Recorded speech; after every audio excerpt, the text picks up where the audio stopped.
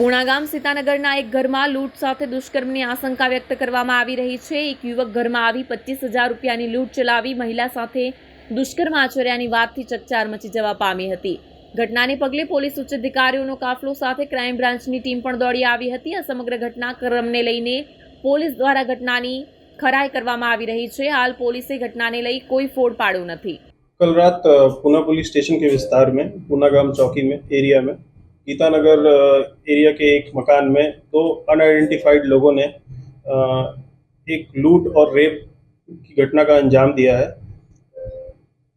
जो लड़की का बयान है उसके हिसाब से एक सिल्वर की ब्रेसलेट और 31,000 रुपये चाकू की नोक पे लेके उनसे लूटे गए और लड़की के साथ फिर रेप की घटना का अंजाम हुआ है। तो पुलिस हम क्राइम के टीम के साथ मिलके हम इसमें सीसीटीवी सर्वेलेंस और बातमीदारों के हेल्प से और टेक्निकल सर्वेलेंस के हिसाब से हम इसमें शोध काम कर रहे हैं और जल्दी से जल्दी हम आरोपियों को पकड़ने की प्रयास कर रहे हैं।